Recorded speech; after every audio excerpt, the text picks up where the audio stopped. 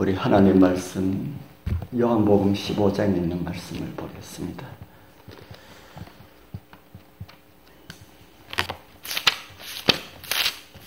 요한복음 15장 1절 2절. 요한복음 15장 1절 2절 같이 읽겠습니다. 나는 참 포도나무여 내 아버지는 농부라. 무릇 내게 붙어 있어 열매를 맺지 아니하는 가지는 아버지께서 그것을 제거해 버리시고, 무릇 열매를 맺는 가지는 더 열매를 맺게 하려 하여 그것을 깨끗하게 하시느니라. 아멘.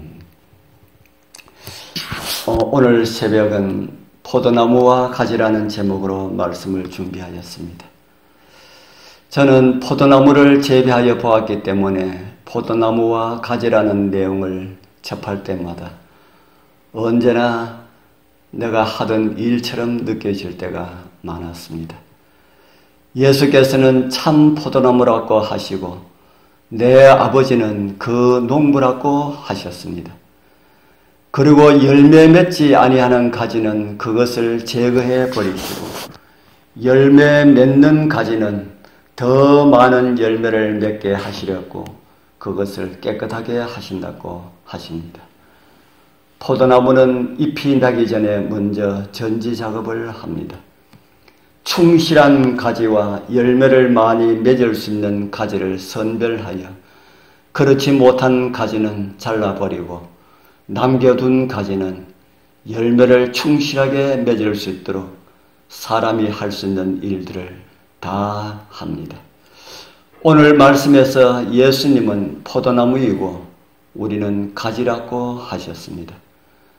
그것도 잘려나간 가지가 아니라 전지하고 붙어있는 가지라는 사실을 인하여서 감사하게 되길 바랍니다.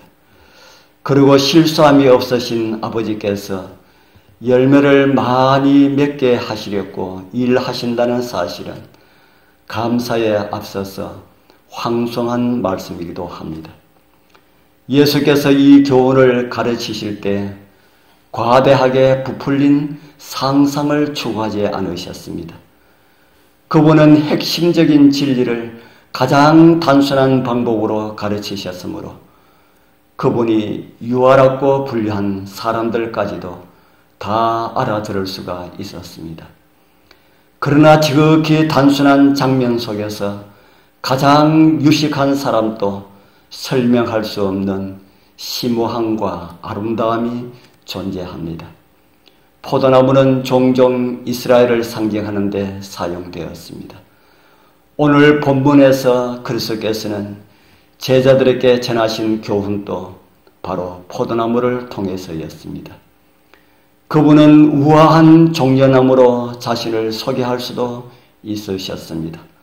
하늘 높이 솟은 백향목, 그리고 사방으로 가지를 뻗은 왕소나무 등을 사용하여 그분의 견고함과 성실함을 설명하실 수도 있었습니다. 그러나 대신에 포도나무와 거기 붙은 덩굴을 취하셔서 그분 자신에 대하여서, 그리고 당신을 따르는 자들과 그분과의 관계를 설명하는 데 사용하셨습니다. 나는 참 포도나무여 내 아버지는 농부라. 하늘 아버지께서는 팔레스타인의 언덕에 좋은 나무를 심으셨고 그 자신이 농부가 되셨습니다. 그것은 얼핏 보면은 아무런 가치가 없는 것처럼 보였습니다. 마치 마른 땅에서 나온 뿌리 같았고 눈길 끌만한 것이 전혀 없었습니다. 그러나 주목하여 살펴본 누군가 그것은 하늘에서 말미암았다고 선언하였습니다. 나사렛 사람들은 그 아름다움을 발견하고 넋을 잃었습니다. 그러나 그것이 자신들보다 더 우아하고 매력적인 모습으로 우뚝 설 것이라는 생각이 들자 그들은 그 진귀한 식물을 뽑아서 담장 밖으로 내던져 버렸습니다. 예루살렘 사람들은 그 식물에 상해를 입히고 불경스러운 발로 짓밟아 버렸습니다. 그것을 영원히 없애버리자는 것이 그들의 생각이었습니다. 그러나 하늘농부께서 결코 그 식물을 잊지 않으셨습니다.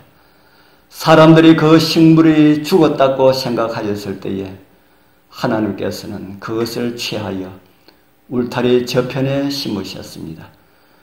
바로 선민이라고 뽐내었던 유대인의 울타리 밖에 또 다른 하나의 농장을 준비하셨습니다.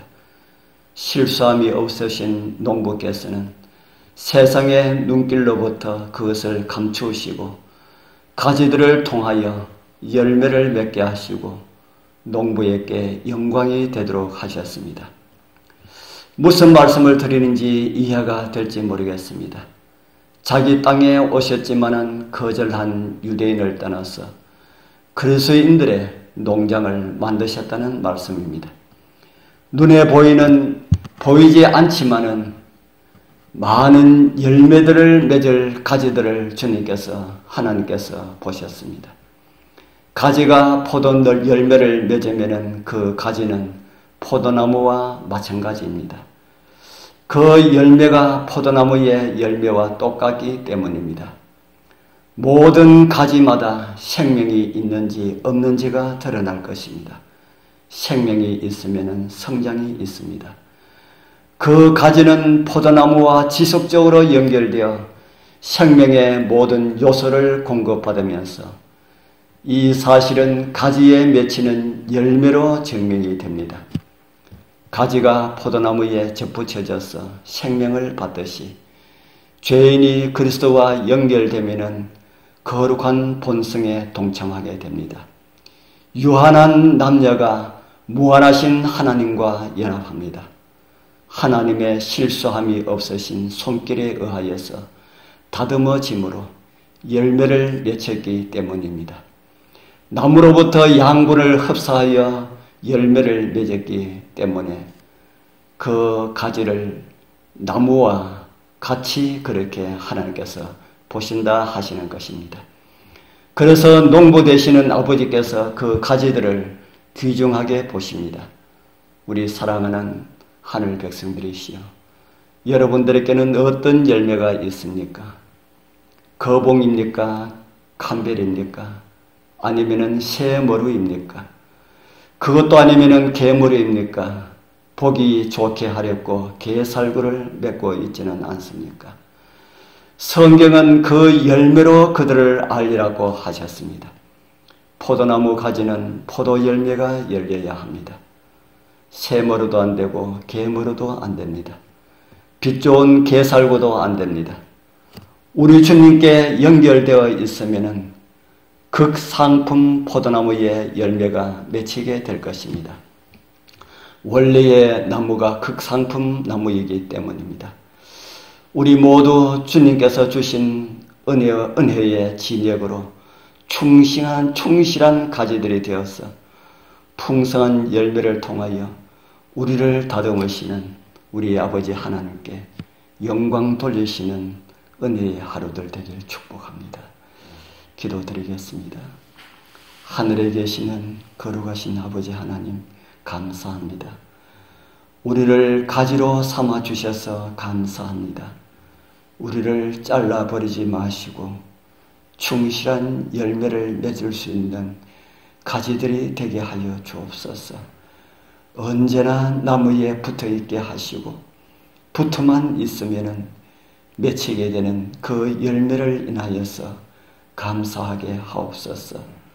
그러나 우리가 뿌리와 단절을 하여서 뿌리가 주는 그 진액을 우리가 받지 못하면 우리는 말라버리게 될 것입니다.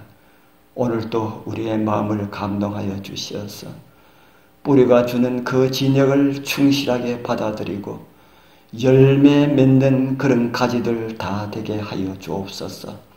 오늘도 저희들을 사랑하시어서 열매 맺게 하시는 예수님 이름으로 간절히 기도드리옵나이다. 아멘.